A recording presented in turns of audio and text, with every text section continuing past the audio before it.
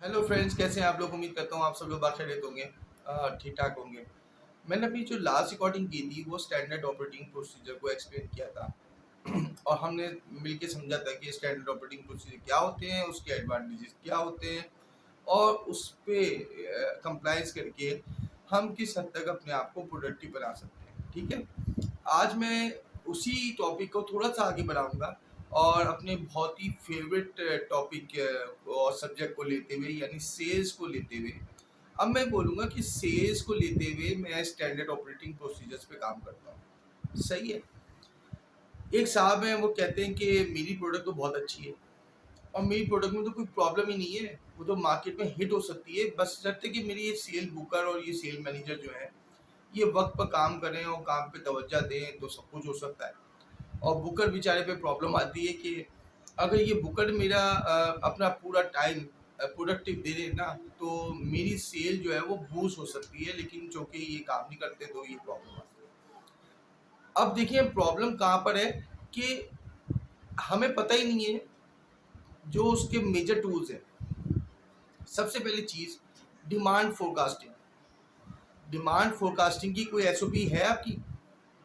Major अच्छी organisations में तो होती हैं।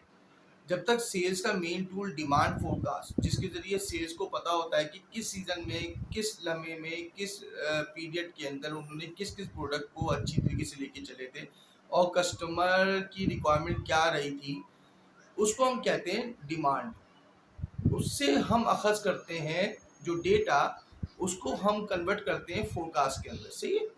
डिमांड फोरकास्टिंग के अंदर हम अपने एरियाज़ को स्टडी करते हैं, एरियाज़ को समझने की कोशिश करते हैं और अपने एरिया से जो हमारे जो बुकर से जो डेटा आता है उसको ऊपर तक लेके जाते हैं और एक पेज में करके उसको एक फोरकास्ट की शक्ल देते हैं कि अगले महीने हमने ये करना है और इस तरीके से लेके जाने हैं चीज़ों को। तो डिमांड फोरकास्ट क्लियर हुआ। पहला टूल डिमांड फोरकास्ट। अब डिमांड फोरकास्ट की कोई एसओपी है कि डिमांड जो फोरकास्ट की शक्ल इख्तियार करेगी वो आपको कैसे पता चलेगा? आपके क्या टूल्स हैं उस डिमांड फोरकास्ट को बनाने के लिए? आपके पास क्या केटरिंग का तरीका है, किससे किससे आप डेटा गैदर करेंगे, कौन से टूल से निकालेंगे, सैप से, सिस्टम ईआरपी से निकालेंगे, कहाँ से निकालेंगे, किस तरीके से डिमांड फोरकास्ट क्रिएट करेंगे जो आप सप्लाई चेन को देंगे ताकि आपका आने वाला अगला प्रोसेस जो है कंप्लीट हो। फिर दूसरा टारगेट सेटिंग। टारगेट सेटिंग में हम इस हद तक वीक होते हैं। मैंने अपनी लाइफ का एक अच्छा बड़ा हिस्सा सेल्स टीम के साथ गुजारा। आपको फॉर एग्जांपल एक टारगेट मिला 100 यूनिट्स का, आपके पास 10 बुकर्स हैं, आपने सबको 10 10 यूनिट्स दे दिए और बोला जाओ बेच के आओ। सबको बराबर की तनख्वाह दे रहा हूँ तो सबको 10 10 यूनिट्स दूंगा। ये चीज़ें तो समझें कि टारगेट सेटिंग करते वक्त area to area, maturity to maturity value करती है। एक एरिया मेच्योर है, एक एरिया रनिंग है, वहाँ पर वो 15 to 20 यूनिट्स बेच सकता है। एक एरिया बिल्कुल डेड है, वहाँ पर कोई दुकान आपकी नहीं है, वहाँ पर कोई प्रोडक्ट आपकी नहीं है।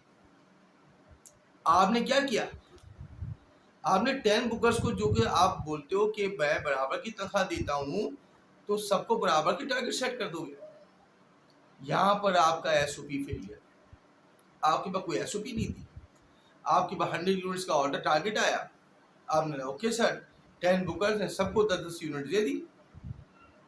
This is bad, sorry, I am so sorry. वो सीनियर मैनेजर्स, वो टेरिटरी मैनेजर्स, वो एएसएम्स, आई एम सो सॉरी, वो आरएसएम्स, वो जेडएसएम्स, आई एम सो सॉरी।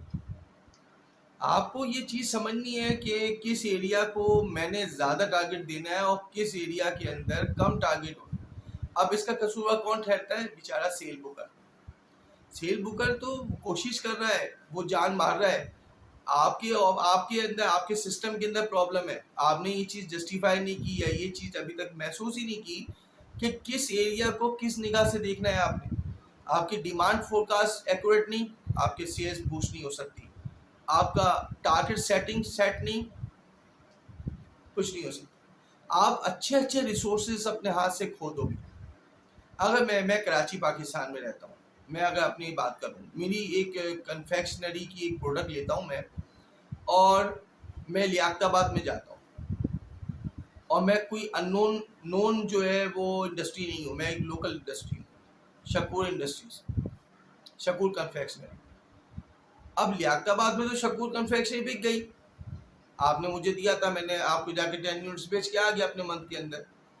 अब आपने वही शकूर इंडस्ट्री का 10 यूनिट्स दिया कि आप जाओ क्लिफ्टन में दे के आओ, क्लिफ्टन में बेचो, आपका टेरिटरी क्लिफ्टन है, डिफेंस है, क्या वहां पर बिकेगा?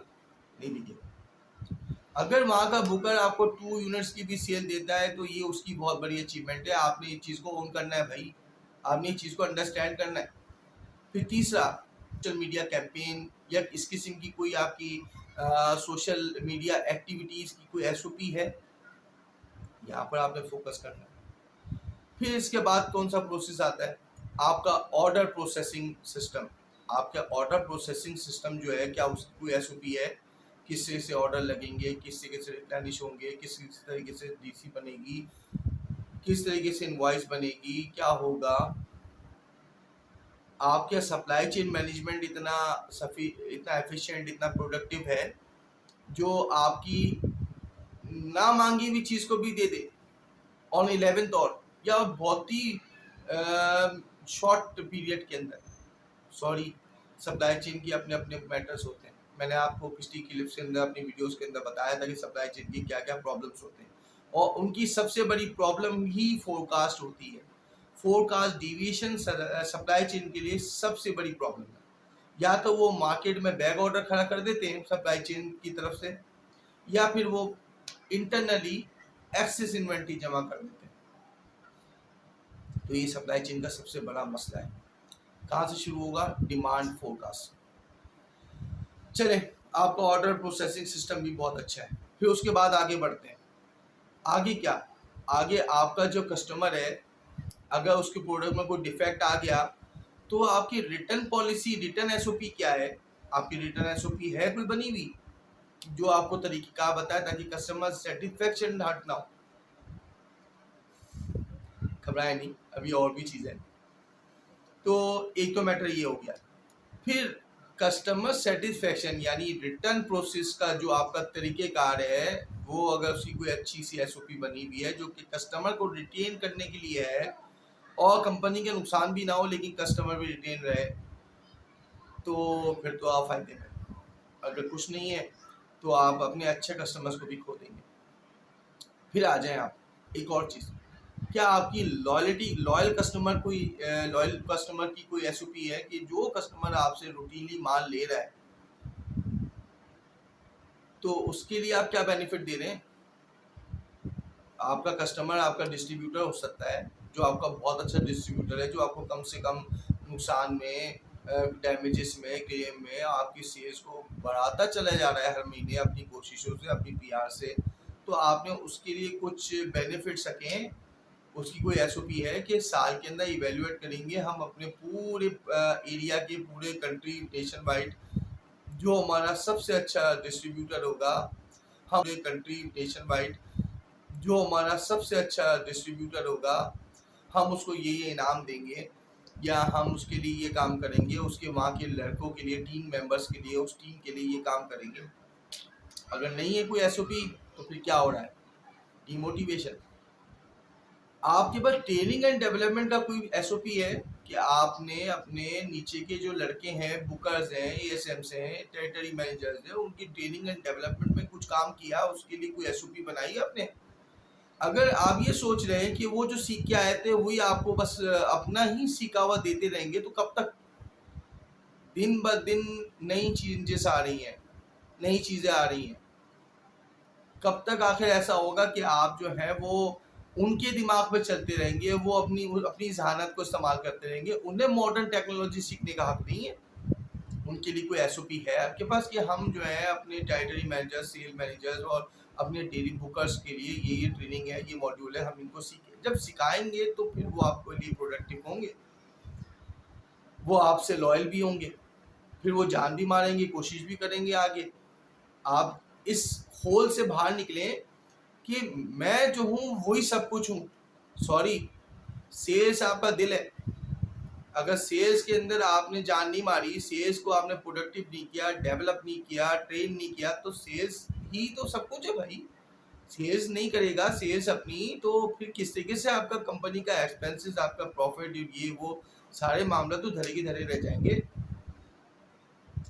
फिर एक और चीज जो मैं भूल गया या मिस हो गई मुझसे, कस्टमर की, जो आपका लॉयल कस्टमर था वो तो हो गया, फिर उसके अलावा और दूसरे कस्टमर जो कि आपके साथ बने रहें बने रहें बने रहें, आपको छोड़े ही ना कभी, भले आपके जितने कॉम्पिटिटर्स आ जाए, आपके साथ एक रिलेशन बन जाए, उसके लिए आपकी क्या एसओपी है। एनीवे बहुत सारी चीज़ें। तो स्टैंडर्ड ऑपरेटिंग प्रोसीजर का आपने देखा है, एसओपी सिर्फ लिखने की चीज़ नहीं होती, लिख के आप करते हो। जब लिख के आप करते हो तो आप प्रोडक्टिव होते हो, आपको फ्रूट्स मिलना शुरू होते हैं जिसको आप इंजॉय करते हो। अगर आप ये सोचते हो कि सब कुछ आराम से हो जाएगा, तो सॉरी बॉस, मैं आपको देता हूँ कनौर का केचप, तो डिफेंस में बेचना आसान है। मैं आपको देता हूँ कोई अली गफ्फार केचप कंपनी का केचप, और मैं बोलता हूँ सर जी ये 2 कार्टन लें और जाके ज़रा बेच के दिखाएं सीवीयू के इलाके में, क्लिफ्टन के इलाके में, डिफेंस के इलाके में, पीसीएचएस में, कराची की बात कर रहा हूँ, सही है? लग पता जाएगा आपको। फिर मैं तो बोलूँगा मैं तो तनख्वाह आपको उतनी दे रहा हूँ जितनी मैं अपने दूसरे बुकर्स को दे रहा हूँ, आपने नहीं किया, उसने तो अपना टारगेट पूरा कर दिया। आपको पता होना चाहिए कि आप टारगेट दे क्या रहे हैं, आपकी वर्थ क्या है मार्केट में, और दूसरा ये कि आप किस एरिया में किस बुकर को दे रहे हैं और किस बुकर की क्या कैपेबिलिटी है, क्या ट्रेनिंग है, क्या स्किल्स है। आपको सिलेक्शन ऑफ मेंबर्स में देखना है किस एरिया का कितने लेवल का बंदा होना चाहिए, ये आपको पता होना चाहिए बॉस। नहीं पता है तो फिर सॉरी, आप कुछ नहीं कर सकते। सॉरी, ये असल में सेल्स जो है ना, ये मेरे दिल के बहुत करीब है। आइदर अनलेस कि मैं सप्लाई चेन से रिलेट करता हूँ, लेकिन सेल्स जो है ना वो मैं उसको बहुत प्यार करता हूँ, और सेल्स मेरे दिल के बहुत करीब है, तो उनकी छोटी छोटी चीज़ें जो है ना मुझे बड़ी फील होती हैं। आई होप आपने इन तमाम चीज़ों को में स्टैंडर्ड ऑपरेटिंग प्रोसीजर्स की अहमियत का अंदाज़ा लगाया होगा कि सेल्स के अंदर कितनी एसओपीज बन सकती है, एक सेल की एसओपी के कितने सब पार्ट हैं।